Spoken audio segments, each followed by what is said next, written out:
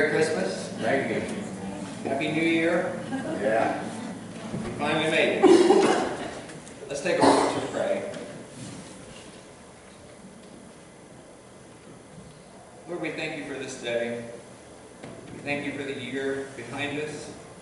We thank you for the year ahead of us.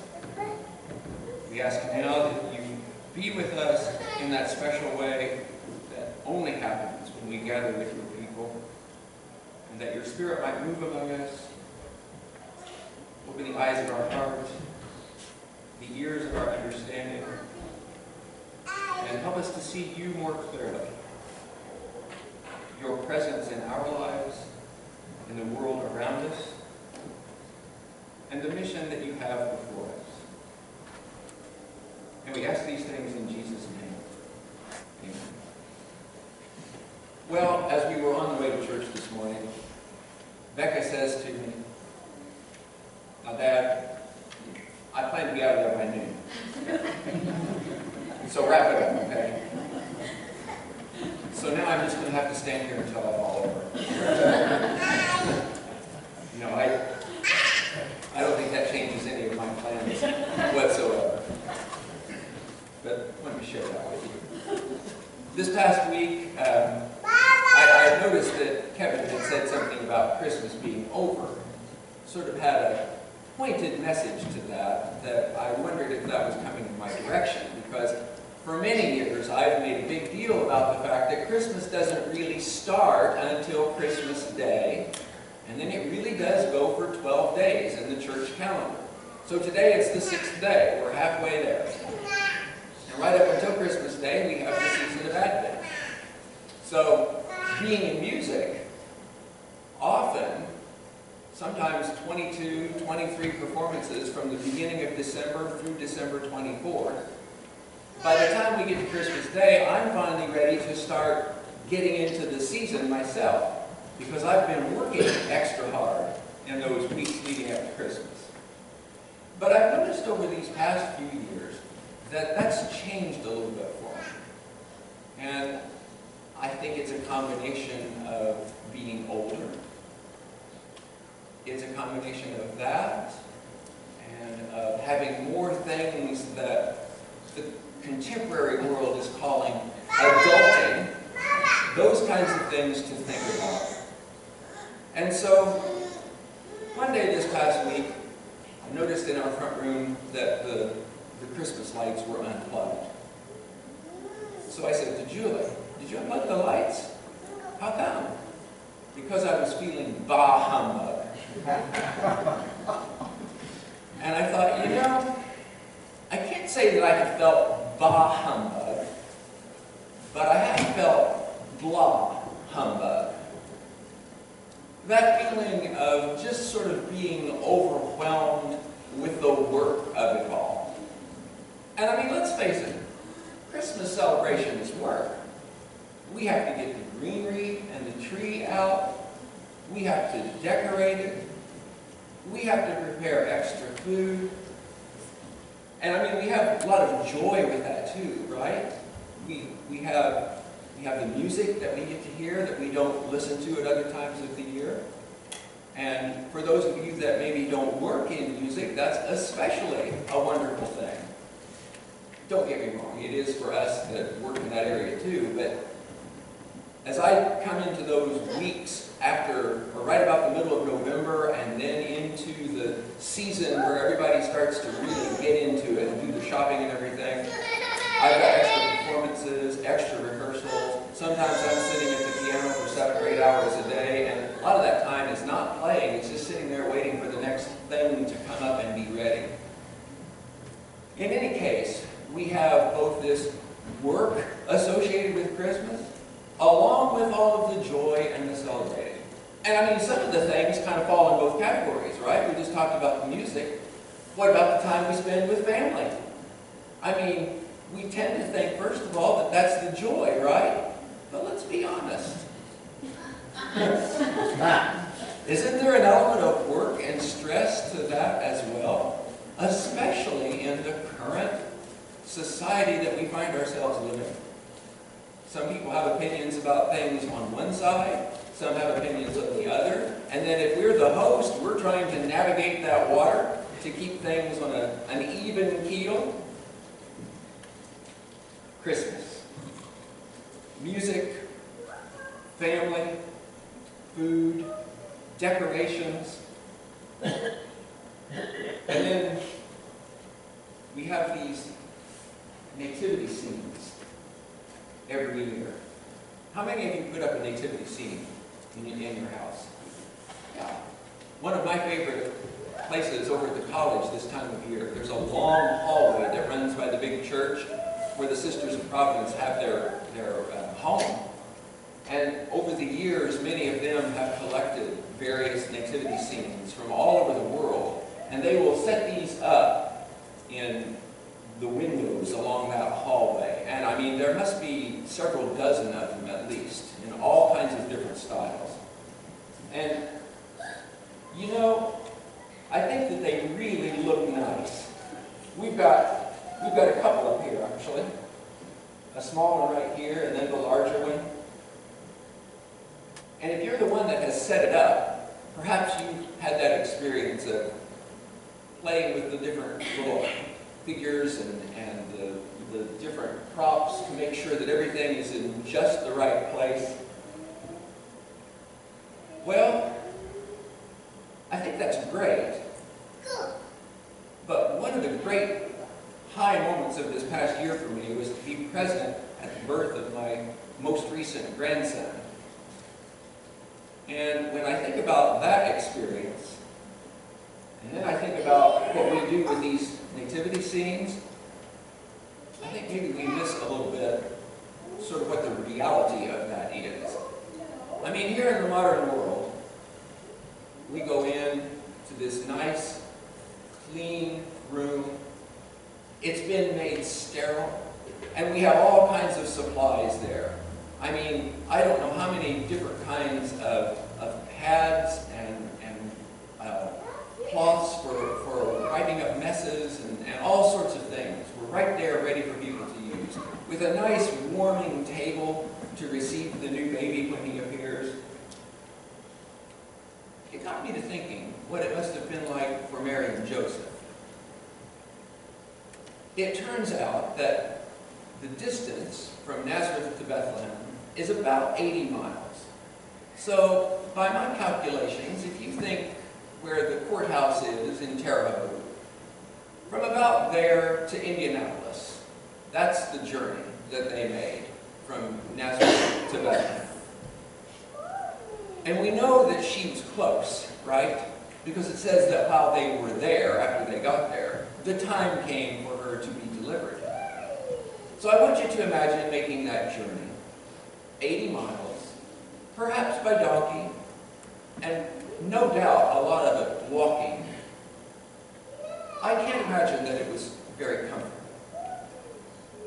And then you arrive and find out that we don't have a nice, clean birthing room that's been made sterile with a nice warming table ready to receive the baby. Oh no, there's not even a room to stay and to sleep.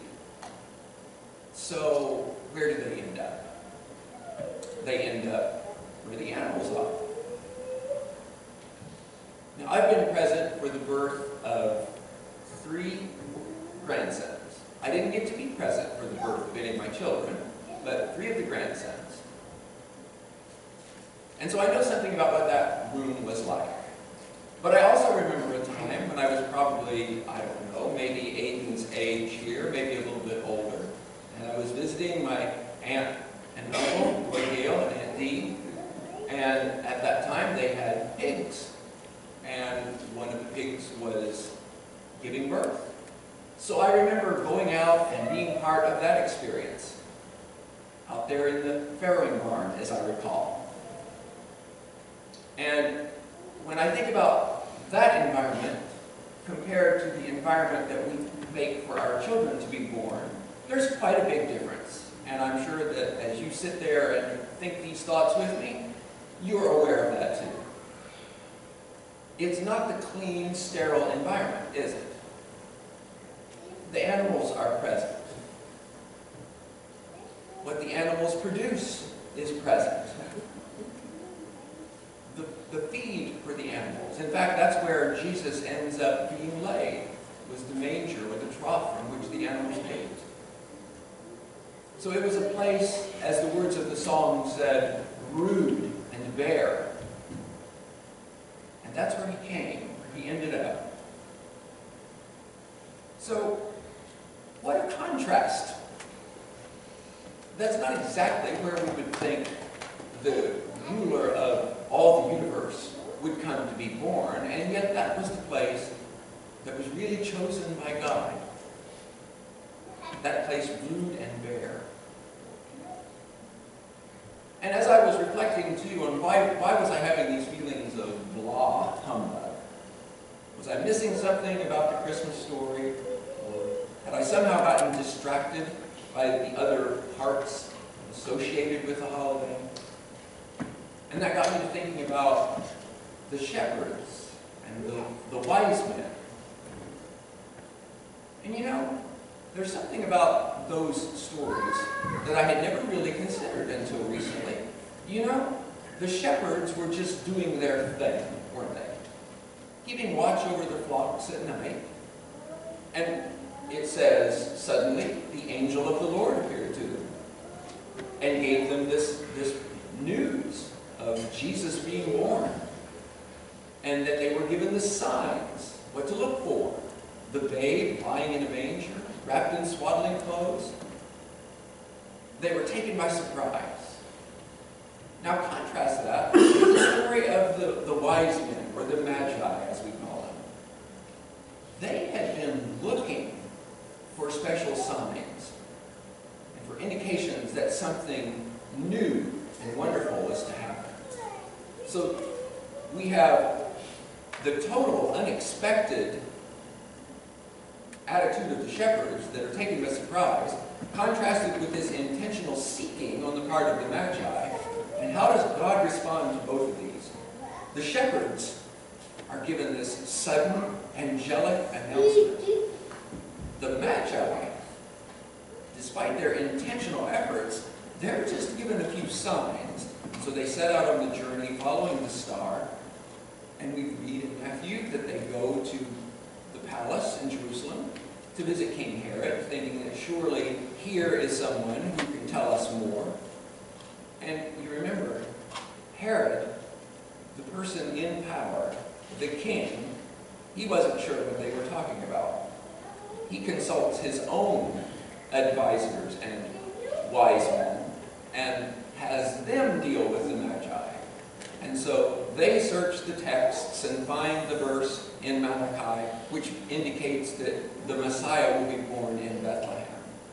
And so they tell the magi, and the wise men continue their journey, still following the star that God was using to guide them. And then they find Jesus, and they bring offerings. They're that prepared. They bring offerings and they worship Him. And then what do? They're warned by Herod, or they're warned by an angel not to return to Herod. And so they secretly travel by another route and return to their home. So when you think about their circumstances, there's a lot of secrecy about it. And with the shepherds, what does it say that they do? They go at once to Bethlehem. They find Jesus. And do you remember what they do? We read it, and we've also sung about it over the past several weeks. At that point, they go and spread the word abroad. They tell everyone. And so there's a natural sort of evangelism that flows out of their experience of finding Jesus. And they bring others, and it says that people were amazed at what the shepherds had told them. So, the shepherds, the everyday folk, just doing their thing, surprised by the angel, find Jesus, and then spread the word. I don't think that they were necessarily thinking about, this is something now that we should do. I think they were filled with such wonder and amazement that it was the natural outflow of what had happened to them. And I mean, when you think about it, if an angel has appeared and told you this thing has happened, and then you go and you find that indeed it has happened, just as the angel said, wouldn't you want to spread the word too?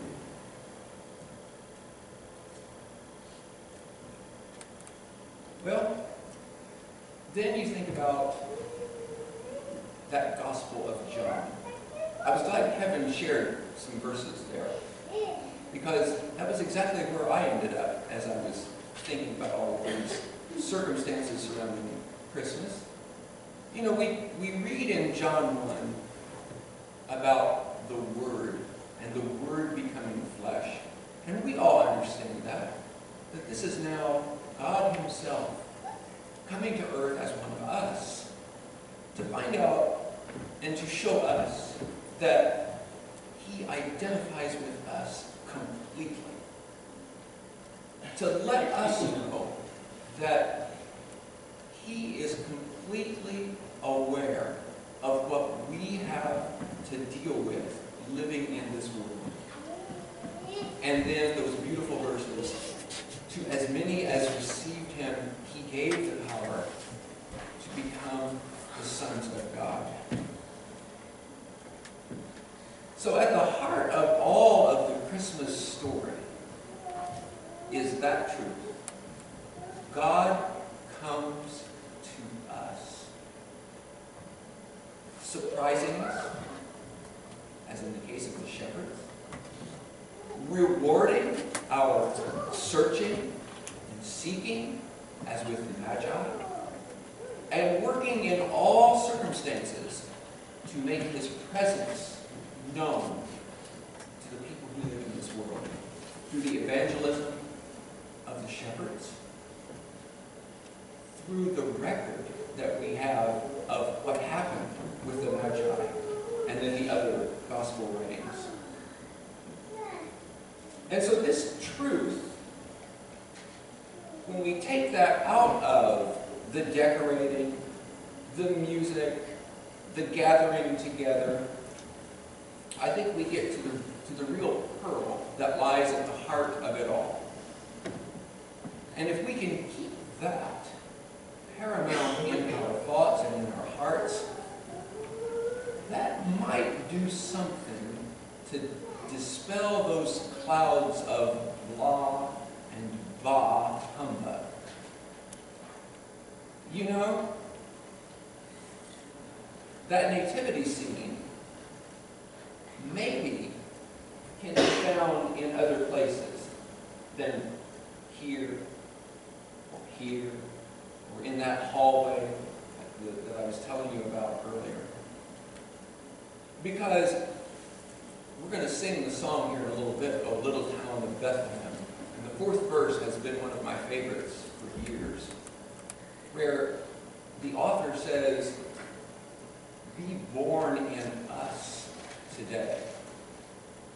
And when we think about the Christian experience, and we think about being born again or born from above, we tend to look inward at our own lives and think about that change that comes to us, right? But you know, that change only comes to us if we allow Jesus to change us and to be in us. So maybe there's a sense in which that nativity plays out in us and in the people around us that we meet. You think about it. That stable was not a clean, ready place to have a baby. But that's where it happened. When you think about your own experience with Jesus, did He first come to you, or should we say, did you first become aware of Him at a time when you were living a perfect and good life? When you felt that everything was okay between you and the Lord, if you even thought about the Lord at all? That probably wasn't the case, was it? I think the first time I ever felt drawn to Jesus, I had been made aware of my own unreadiness for what he was going to do. So our own lives are representative of that stable, of that nativity in which Jesus comes to be born. Now, if you think about your Christian experience, you've all been in the same kind of church that I've been in since I was very young. And in our tradition, we put a lot of emphasis on an individual's response to the call of the Lord. Are you saved or not? That's one of the core messages, I think. And I completely agree with that. But as I've gotten older, there's another side to that coin that I've never really thought about so much until recent years. And that is, what about other people who are being worked on by the Holy Spirit? Shouldn't we maybe be looking for God's work in their lives? So maybe not only looking inward and seeing that our lives are representative of that stable, what about the lives of those people that we interact with? Sometimes we go, whether we want to or not, we go to a place of judgment when we look at others, don't we? And we think about, they shouldn't do that, or their lives would be so much better if only. And I think that the message for us here is to remember that Jesus was born in the stable. That was not at all ready for him, but that's where it happened. And I think that if we had that kind of awareness as we go through our day-to-day living, that every person we meet might have that same thing just about to happen in their lives. Would it change the way that we treat them, or the things that we say? Or even more pointedly, what about the people that we don't interact with, that we hear about on the news, for example? People who are far off. Is our first thought that they too might be a place where Jesus is about to be born? Is that our reaction? So my challenge for you today is to look for the star. Look for the star that guided the Magi. Look for the baby that the angels told the shepherds about. Look for the signs.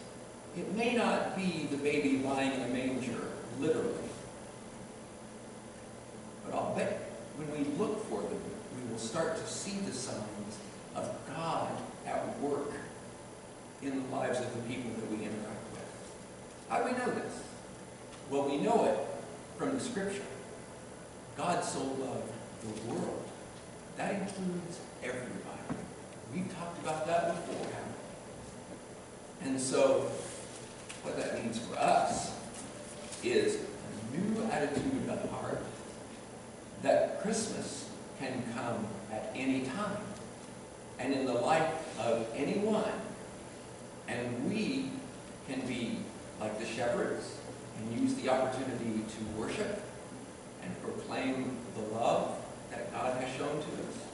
We can be like the Magi and use that opportunity for worship. Or perhaps we can be like Herod or the multitude that really don't pay that much attention. That's up to us. Every circumstance of our lives, every single one, at home, at work, while driving, filled with the possibility that Christ is perhaps about to be born in the life that we see. Next to us, driving in the car, coming around us, driving in the car, cutting us off. Look for the star.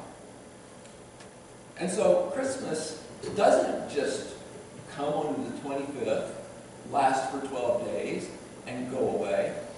The